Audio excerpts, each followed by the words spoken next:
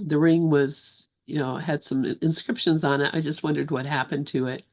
Um, but they did not find the Grail. So still we search. And isn't that what so much stuff is? I mean, look at the ring was, oh, here we go. Um, like the Dan Brown book of what was it that he wrote about, basically was looking for the Holy Grail. And they thought that the Holy Grail was the descendants of Jesus through his wife Mary Magdalene. But there's people that just expect to find some magical thing, or the nails from the cross, or the wood from the cross, all kinds of stuff. People had still have ideas that they have or they found, and it just is it's funny. That's all. The whole thing.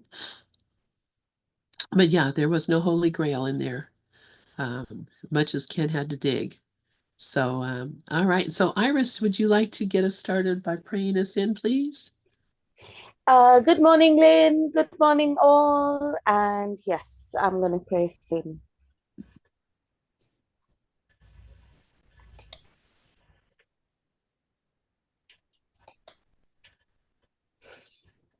I am here only to be truly helpful. I am here to represent him who sent me.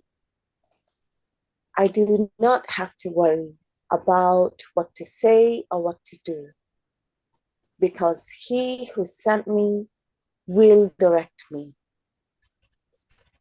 I am content to be wherever he wishes, knowing he goes there with me. I will be healed as I let him teach me to heal. Amen. Amen. Thank you, Iris. And Iris, can you remember where we are? Yeah, this time I can, yes. We are on in chapter 3 and section 7, creating versus the self-image. And we're on the last paragraph 6. Yay. Yeah. All right. So let me get that up in the room. And I did get a message from Larry. He is not feeling well today, so I was kind of worried about him. As you know, Lynn's got to worry about everybody because everybody's at risk in the world of Lynn. But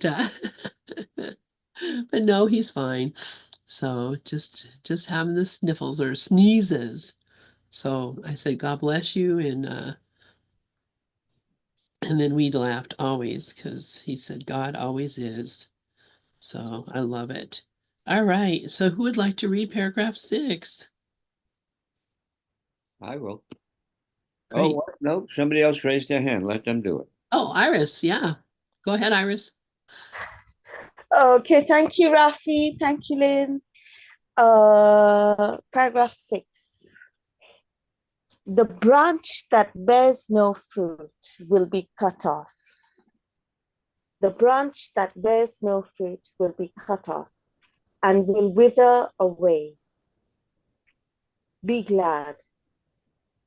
The light will shine from true foundation of life, and your own thought system will stand corrected. It cannot stand otherwise. You who fear salvation are choosing death, life and death, light and darkness, knowledge and perception are irreconcilable. To believe that they can be reconciled is to believe that God and his Son cannot. Only the oneness of knowledge is free of conflict. Your kingdom is not of this world. Your kingdom is not of this world, because it was given you from beyond this world.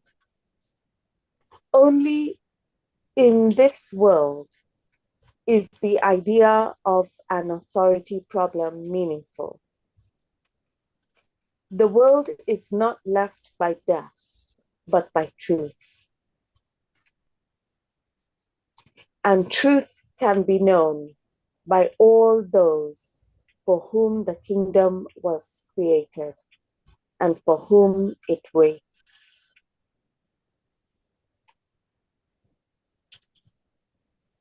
End of paragraph.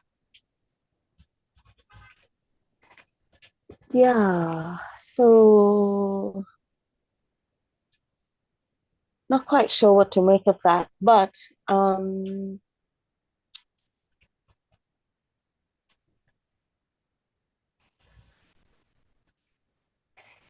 I had this thought as I was reading it. I had quite a few thoughts, and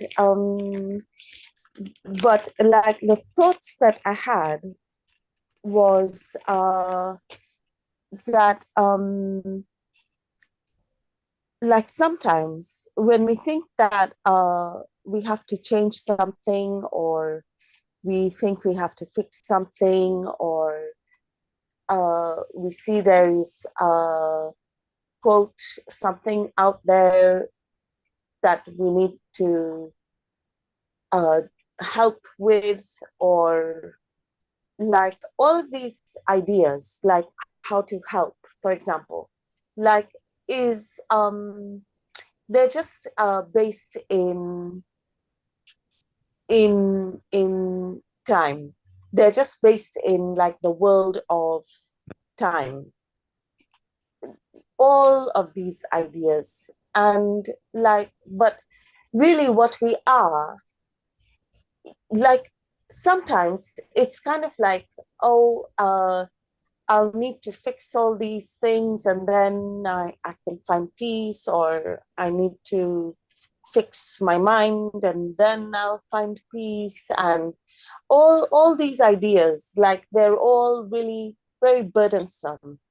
And I find them very burdensome because it's true, like there is no solution to any of them.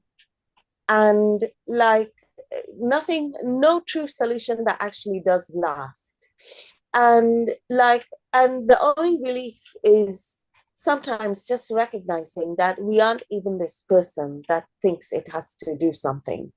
Like, I mean, to help something or change something. And like sometimes it's just very helpful to remember that actually we aren't even this person. We're not that thinks it has to do things in order to make things okay. Like, quote, according to like some imaginary, like, you know, some idea that isn't even true in the first place. And like, and so it's very helpful sometimes just to remember like that we are that. We are that is experiencing even this person. Like we are that is experiencing the thoughts or whatever. And some in that place, like sometimes once in a while, like we reach there and it's just so like it's just everything is just fine. And like in truth we are always there. And but sometimes it just is like when we're not conscious, when we get conscious, it's just such a relief to like just realize that we aren't even like this person who thinks there's something, a problem out there that we have to change. And yeah, so those were like some of the ideas that were coming to me, and I'll hand back to Lynn. Yeah, and it's interesting to have that thought because it kind of goes along with today's lesson, which is let me go find today's lesson real quick because that's exactly what it's talking about. is these ideas that I have that I think are true. Uh, these, we've been going through, I see no neutral things, and the lesson is I'm not alone in experiencing the effects of my seeing. What I think I'm seeing is uh, the a world that doesn't even really exist. And so let's see. So the thoughts that we have, we're the ones who are making it. We're projecting the world from our own seeing. So it's whatever I decide to see, then I'm going to see, and that's what the world is going to be for me. It's going to become this thing. Anyway, I see Karen has her hand up, and I guess I need to go check on the radio. So, Karen, go ahead and take the mic. Thanks, Lynn. Hi, everybody. Good morning. Thank you, Iris. Um, yeah, I love what Iris shared because, I need do nothing. I need do nothing. My husband, my uncle, and my daughter are both on the methadone clinic, and it's something you have to go to every day. And so he said to me this morning, I hope Carly, my daughter, remembers to go to the methadone clinic because tomorrow's Sunday and it's closed, and then it's gonna snow on Monday. And before I would think, oh my God, I got to call her and I got a reminder, and I need do nothing. And she's 43 years old, and if she hasn't remembered by now, she's not going to remember. I can't I can't be that person anymore. Of course, if I feel the inspiration, I will, but I need do nothing unless I'm inspired by the Holy Spirit. And this paragraph always reminds me of from the verse in the Bible, because he talks about the very first sentence: the branch that bears no fruit will be cut off and will wither away. And I don't remember exactly where the Bible verse is, but the Bible verse says, I am the vine and you are the branches. And if a man remains in me and I in him, he will bear much fruit. Apart from me, you can do nothing. So just remembering that I can do nothing, and that he actually does say that, he says here, you will wither away. Be glad. Be glad. The light will shine from the true foundation of life, and your own thought system will stand corrected. So be glad that I don't know. Be glad that I'm wrong, and be glad that I can trust the Holy Spirit knows. Thank you.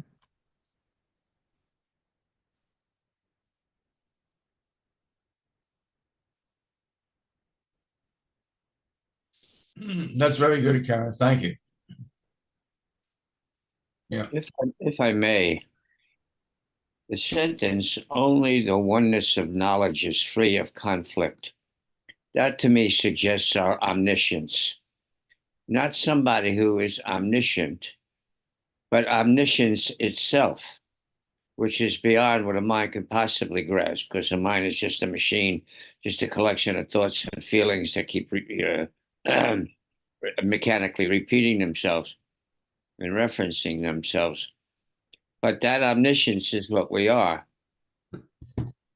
And once we are that consciously, which is our consciousness, which is love, then nothing else can possibly impact it. Nothing. And that's what Lester used to call imperturbable peace. Nothing and no one can bother you. Happiness all the time without even a hint of sorrow. And that is our divine omniscience, not a person. Thank you. Thank you. Thanks, you guys. Yeah, I think the radio is working. It might be a little low, but anyway, Mickey, please go ahead. Yeah, thanks, guys. Uh, of course, Karen, I had to go look up where in the Bible it talks about the vines and the branches, because that really caught my eye as well. And my interpretation of this the first sentence here is that the branch that bears no fruit will be cut off and will wither away. If we don't maintain our connection with the divine, we're going to wither. That's that's life. The divine is where life is, not in these bodies or in this world that don't have any meaning whatsoever. So that's what I thought about when we were first talking about that first sentence. But I went to my best friend Google and asked about the branches in the vine in the Bible, and it said it's from John 15, which says, "I am the true vine." I'm assuming this is Jesus talking. "And my Father is the gardener. He cuts off every branch in me that bears no fruit, while every branch that does bear fruit, he prunes, and so that it will be even more fruitful." And, if we think about the fruit being our thoughts, or not really, no, the tendrils of the vine are our thoughts, and if they're not connecting up with the divine, if they're thinking the world is real and they're holding resentments and grievances, they're not bearing any fruit. We have to prune those off. We have to we have to be aware of our thoughts and think about, are they having any connection with the divine? If not, if they're just taking us back into listening to ego thoughts, we've got to prune them off. We can't be listening to them, and we can't listen to ego thoughts. We're going to wither. We're going to wither away if those are the thoughts we're listening to. And I'm talking to myself because I had some ego thoughts this past week, as I was talking about on Thursday. I can't think about those. I can't listen to them because they're not going to get me any closer to God. In fact, they're going to get me further away. So I think that that's what that first sentence is. Be glad. The light will shine from the true foundation of life, and your own thought system will stand corrected. It cannot stand otherwise. If I'm listening to ego, then I can't be corrected. So that's my thoughts on that. Thank you. Thank you for that, Mickey. And yeah, there's another part too where, and I'm not sure I believe this particular thing, because there's some things that the Bible says about Jesus that I just cannot connect with the person of Jesus that I know. One of them being that they were out walking along and he was hungry and he saw a fig tree that was not bearing fruit, and he cursed it and it withered.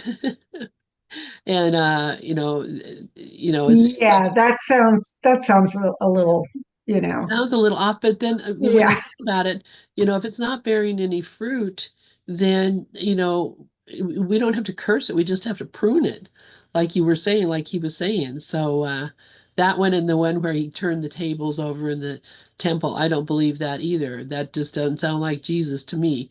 But there's somebody may have done that, but I don't think Jesus did. Anyway, let's see. Dove has his hand up, and so does Karen. Go ahead, Dove. Okay, I like this topic. I'm going to expand a little on what we've been saying, especially what Mickey's been saying. I see it in the line of the paths that we take in our life. My lesson, my birthday lesson 133, I will not value what is valueless. What's valuable belongs to me, I think has everything to say about that thing. The branch that bears no fruit will be cut off. Like, why bother going down paths that lead absolutely nowhere.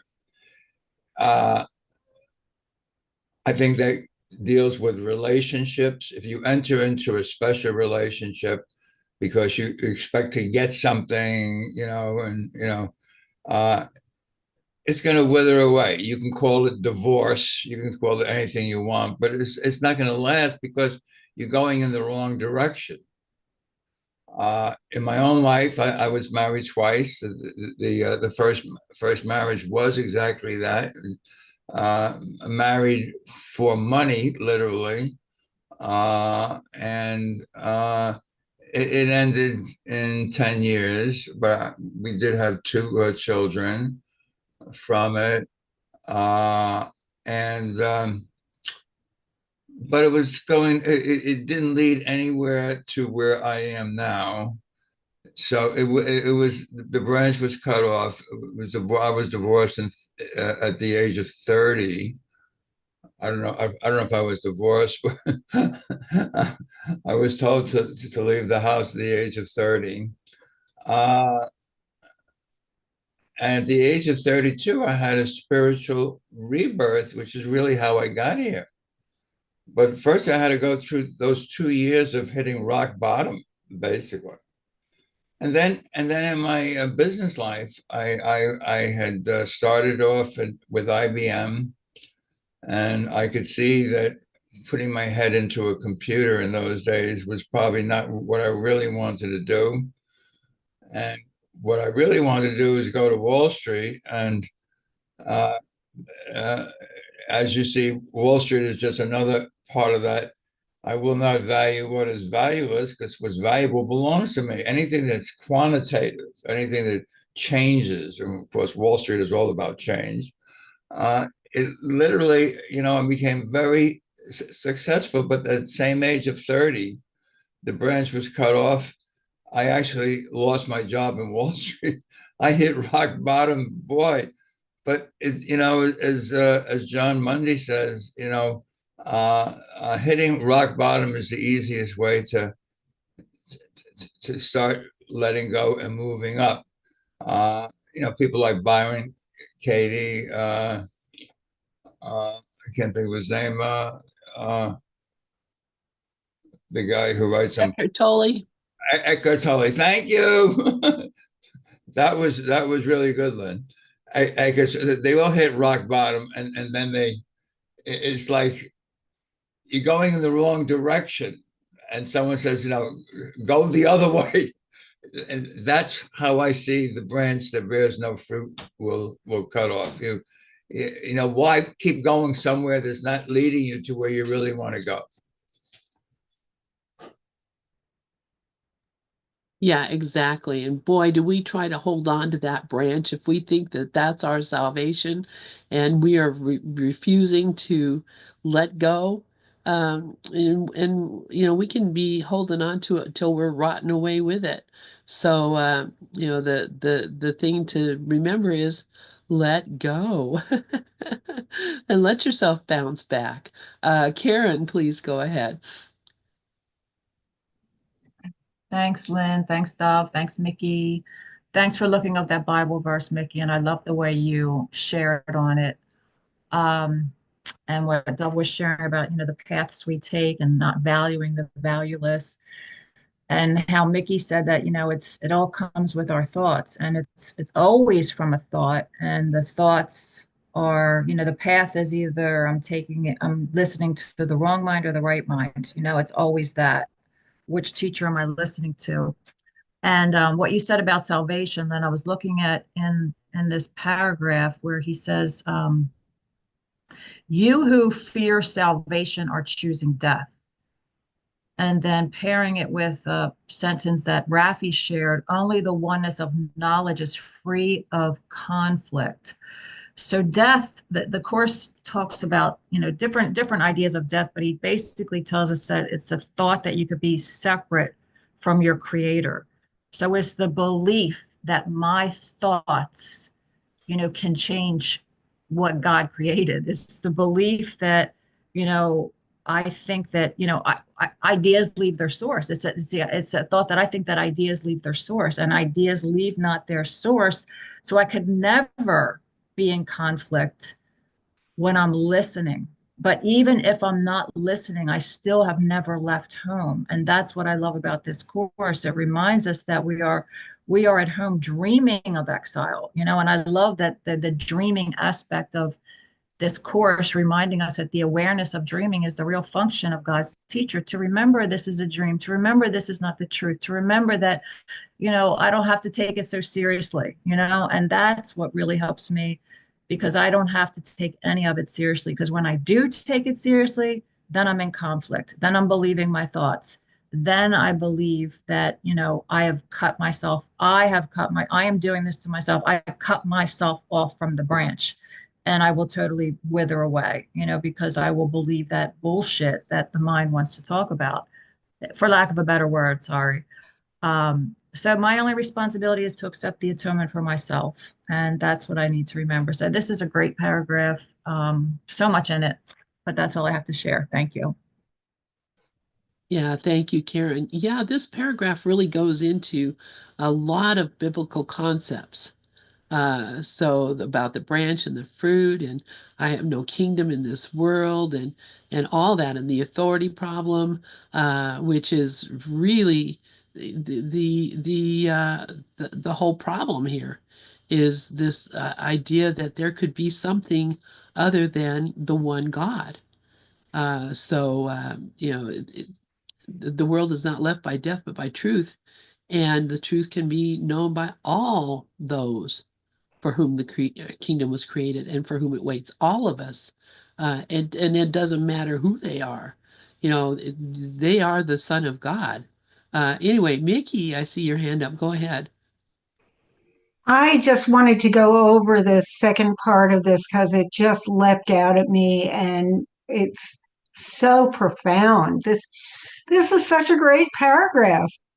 Life and death, light and darkness, knowledge and perception are irreconcilable. Those are all duality. They they're perfect examples of duality.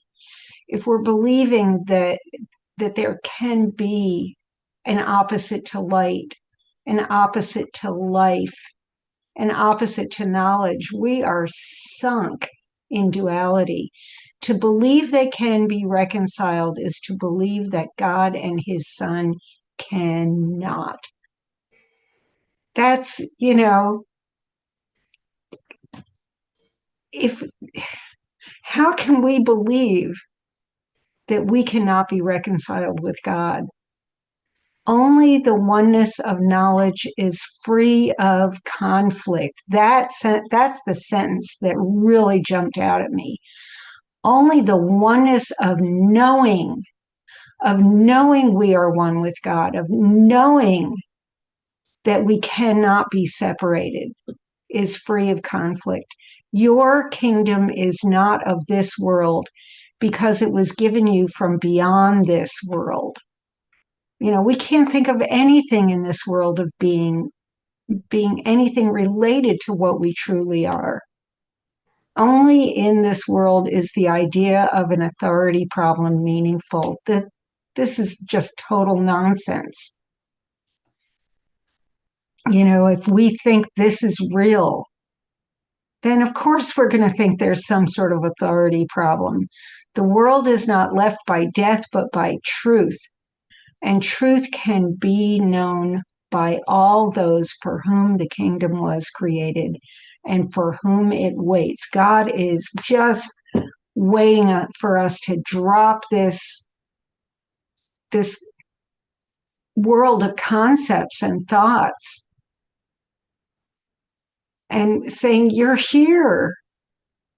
Stop it with all of this separation business. You got to laugh. I just had to read the last part of that paragraph again because I just thought it was so beautiful. Thank you. Thank you, Mickey. And yeah, stop with the separations. What the heck, you guys? Rafi, please go ahead. Yeah, here's a perfect of example of a withered branch. While I'm sitting here listening to all of this wonderful sharing, my mind jumped up and told me. Now, I was together with my Miriam for almost 40 years of a fantastically wonderful relationship. It was just beautiful until she left her body last year. My mind just told me that in that relationship, after the first 2 or 3 years, that we broke up and that I was miserable. And I mean, I just looked at the thought and thought, where the hell is that all about? What? And it just staggered me for a second. It's so inconceivable that, and I don't even have words for it. I believe I had a dream last night where I was in terrible conflict with somebody, and I woke up, and my mind wanted to continue the dream, just like it wants to continue this dream. It's hanging on to this dream and trying to, and none of it's real. The absurdity of it is staggering, and that's when I went right back to uh, the oneness of knowledge, our omniscience. That's reality, nothing else. But since the mind doesn't know anything, the mind has no wisdom. It has no consciousness. It has no consciousness. It just hangs on to what it has and keeps repeating it over and over again, no matter how absurd it is. And then I looked at it, I thought, there's got to be something, and oh, it's a trigger. It's a trigger. One more thing I get to release. Thank you. Wow, thank you, Rafi. And that is also in our dreaming world, in our waking world, we are still that's a world of that we need to forgive as well. And so and even your thought that you and your wife had separated for a while, that was a part of your dream, whether it actually happened in this particular iteration of the dream or in another iteration of the dream that's in another dimension or whatever. It doesn't matter, it's still a part of the dream. And how easily you can just believe it. I mean, there's stuff that I will believe and then, recognize, no, that never happened. It's bizarre, but that's how the ego is so tricky, and yet it can't fool all the people all the time. Karen, please go ahead. Thank you, Rafi. That was so beautiful what you just shared. I love how you said my Miriam. That was just so cute. I mean, adorable. My Miriam for 40 years. I love that. Um, and yes, it's a dream, but it seems so real. And we have these people here that we love, and it's hard to let them go. And for me, it's like, you talked about the conflict that you're dreaming about, and then you wanted to keep holding on to it when you woke up, and then you realize it's still just a dream. But for me, it's like, and I love what you said, one more thing to release. I love that. But we got to get to that point. And for me, it's looking at how often my mind is in conflict. How often am I listening to this ego thought system? I shared not too long ago, very recently, about these neighbors that you know, she has her grandkids and her son staying there, two sons staying there. And yesterday these kids came in and they just, oh my God, they tracked so much mud through the hallway and all over the place, even in front of everyone's door, not just their own. And I really was pissed. I noticed how much I allowed it to really bother me. And I said to myself, I'm going to turn her in. I'm going to turn her in. She's not supposed to have these people here. I'm going to turn her in. Like, I don't need this bullshit in my life. And I'm la, la, la, la, la, la, la. There goes the ego. And then I talked to my uncle about it. He said, stop letting this bother you. He said, don't just think about it before you do anything. And I said, you're right. I'm not going to do anything. I'm not going to do anything, but I got to look at it. I got to look at this and then I got to release it, like Rafi said. and recognize that it has nothing to do with these kids. It has nothing to do with the mud. It has nothing to do with my neighbor. It has to do with me and my thoughts and my beliefs and allowing them to upset me. I am never upset for the reason I think. So I brought it back to that. That's my practice. I am never upset for the reason I think. Thank you, Ken Wapnick. And I could see peace instead of this. And it didn't happen right away. I had to work through it, but I got there. So this is a moment to moment practice. And thank you, Rafi, for that, because it just reminded me of the conflict that is in my mind. It's not out in the world. Thank you.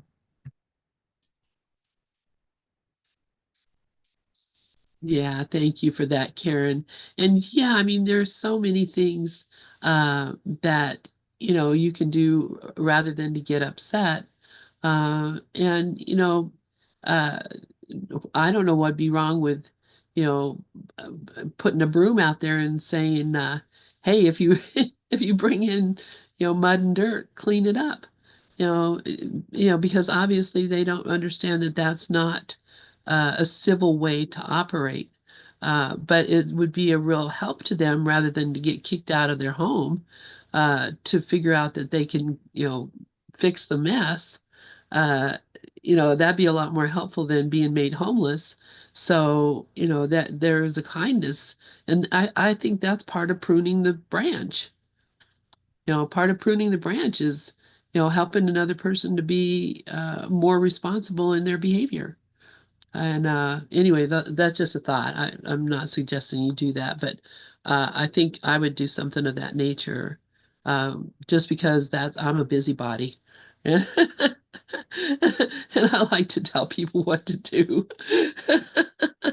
But I also think it'd be for their own good to learn the effect of what they're doing, so that they could be more responsible and not go into the world and be irresponsible to people, because they're going to have to live in this world for a long time. And as I told my son's school counselor, the guards in the prison are not going to be as nice to him as I am.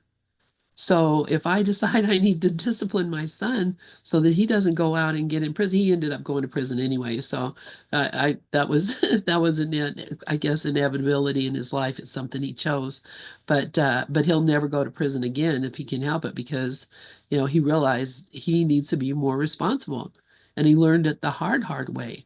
But however it works, prune the branch and let it grow, and let it spread and grow in in health. Anybody else have anything to share about this? I like this idea, prune the branch. Yeah, Karen, go ahead.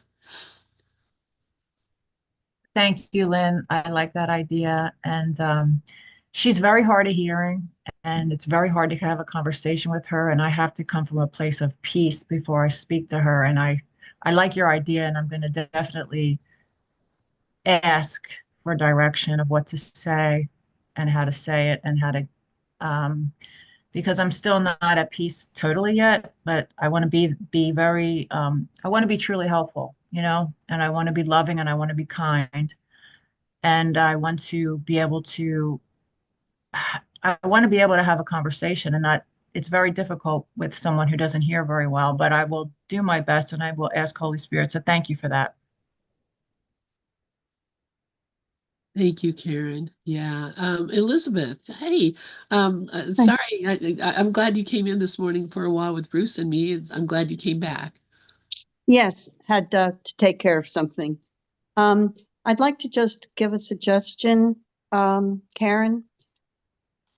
I went through almost 9 years at one point where I left Florida, had a crash and burn, was with some family, my mom and dad, and a sister up in Connecticut, which I never wanted to go back to the cold, but at that point I had no recourse. And my dad, who was a doctor, he was now retired. My mom had an unexpected death. We always thought she was going to outlive him. So we had a lot of dealing with that. And So I started to live with him instead of with my sister, which was supposed to be temporary. And over the years, he lived to be 99, and he was so grateful he did not see 100, and so was I. He became, one thing is his hearing went. So I'm going to go to that point. And no matter what the best hearing aids, nothing helped. And we started to need to have extra care come in because I had got to a point there were other things going on. And here was a doctor all his life. And one thing that did help, besides just trying to look him in the face and speak very soft, just speak very slowly, if there's any hearing at all. And if not, take a, like a board where you can write on with a magic marker. So what we started to do was, even in a brief conversation, you could write out on the board, and then you could erase it, and he could either speak his answer, and that at least helped bring some sort of communication. And it did seem to relieve him. So that was really the point was, you could get him in a craft store or something. And so I just like to offer that as an intermediary tool. And also speaking to them, looking them in the face, because there was something he could start to almost read lips if he spoke slowly. It's not an easy journey, believe me. So I'm with you, but I'm just going to offer that right now for something in your toolbox. Thank you.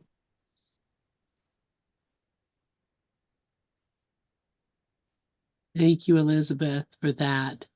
And yeah, communication is so important. And but even that, before you even started talking about, I was thinking, well, yeah, we're just talking about today's lesson. We're talking about the world I see. And so, what if I started seeing differently, which is what the course is asking me to do, be willing to see this differently or to see this differently. What if I began to see it differently? And, I don't know what that would be, and I'm not going to suggest anything, although my ego is like, well, you could say, see it this way. No, just ask to be shown to see it a different way. And because our minds are joined, as the lesson tells us, then wouldn't that mean that, let's see, where am I at? Um, wouldn't that mean then that um, if I started seeing it differently, maybe they would start seeing it differently too. And the different thing that they saw might be I'm being too loud and rowdy, or I'm making a mess, or my grandma's going to get evicted from her apartment and we'll all be homeless, or whatever whatever it is, that but if you start seeing it differently, maybe they will see it differently too, because I think that's what Jesus is telling us in the course. um, and that's only the oneness of knowledge is free of conflict. um, and this world is not our kingdom. So, what we really want is to come to the place where we acknowledge our oneness and recognize our oneness, and then we become free of conflict. Iris, please go ahead. Oh, thank you, Lynn. I'm really enjoying this conversation. It's just very practical, very interesting. And that's true. Like, above all else, I want to see things differently. I'm telling you, it is so difficult to do that. But I think when there's I need to do that like almost all the time. Like, above all else, I want to see things differently. And excuse me, there's a paragraph there, and which I was looking at, because no matter how many times I've read this lesson, I'm sure I have not seen this paragraph. And it says here in paragraph 5, you could, in fact, gain vision from just that table. Like it could be anything. It could be just a table or just, one situation that we do not like. Like, for me, I've got plenty, but I'll pick one. Like, so it goes, you could, in fact, gain vision from just that one table if you would withdraw all your own ideas from it and look upon it with a completely open mind. It has something to show you, something beautiful and clean and of infinite value, full of happiness and hope. Hidden under all your ideas about it is its real purpose and the purpose it shares with all the universe.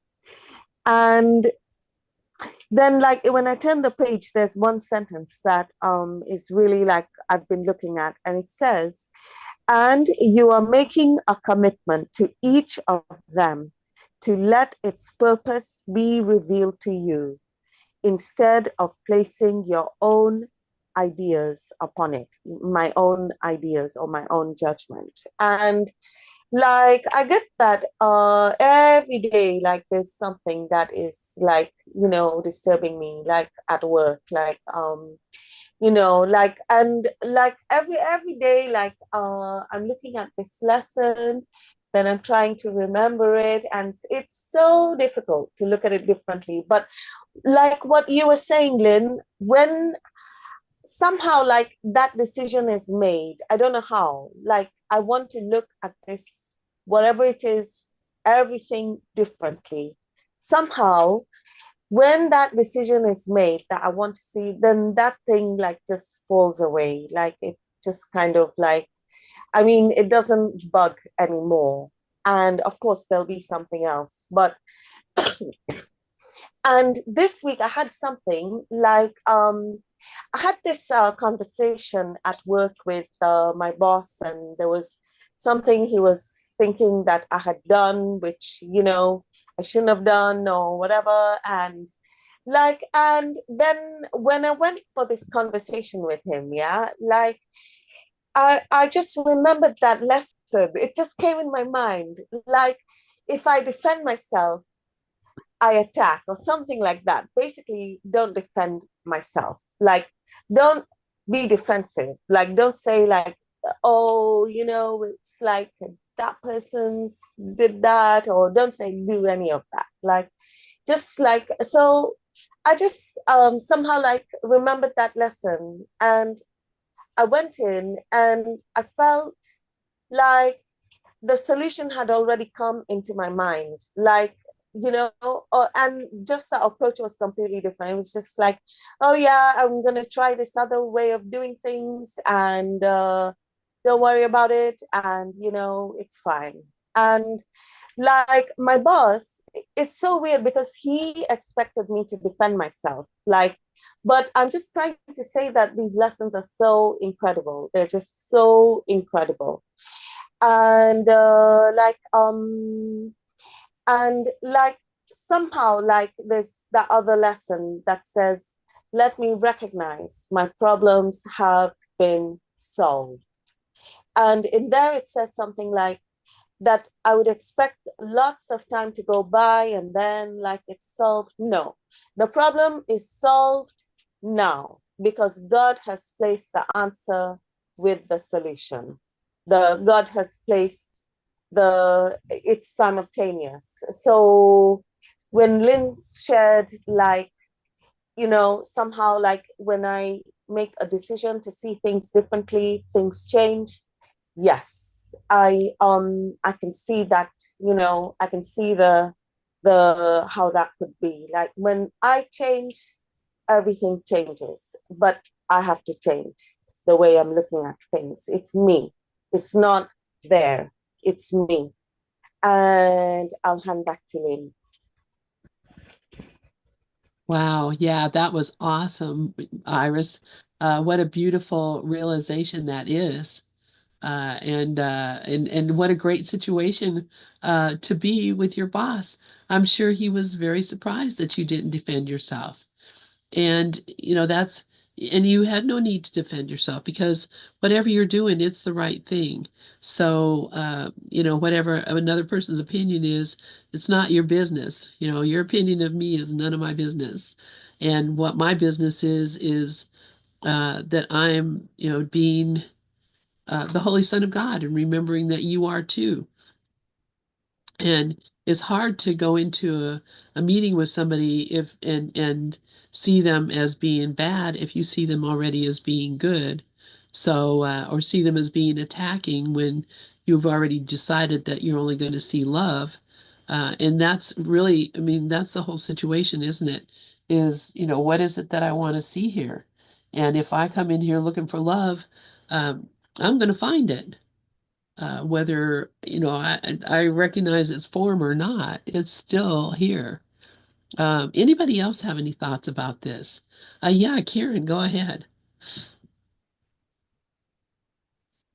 Thank you, Iris. That was so beautiful. And thank you, Lynn. It does always come down to that, to please help me see this differently. And something else comes to my mind, this Buddha story that I'm sure a lot of people have already heard of. It's and the lesson in the story is learning to let go, learning to let things go. And that's for me something I've been working on. Stop holding on to something, let it go. And we talked about that earlier, but this story is like these two Buddhist monks. There was a senior and a junior, and they were walking on a trail and they came to this river where they had to cross. And to cross this river you actually had to swim, it was that deep. And there was a woman sitting there and she didn't know how to swim, so she asked if one of the monks could carry her. And these monks take a vow of celibacy, and they're not supposed to even look at women, let alone carry them. But the junior monk refused, and he said he wouldn't do it because he just felt like it was against his vow. But the senior monk put the woman on his back and swam across the river and dropped her to the other side safely without saying anything.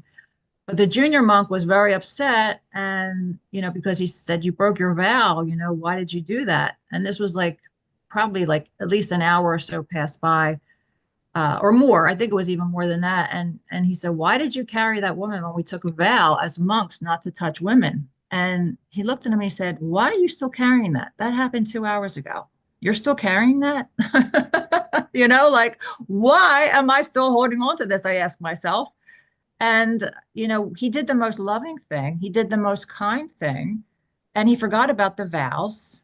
And I don't even think he looked at the woman. He just picked her up and carried her across that was the kindest thing to do at the moment. So it's remembering the kindness, remembering the love. And like what Lynn said, when, the Course says, if you want to see love, that's all you want to see. If that's all you want to see, that's what you will see. So it's letting it go, like drop it already. Like Ken says, let go, stop the baby business. So I just love that story because he's like, I let that go. What are you still holding on to that for?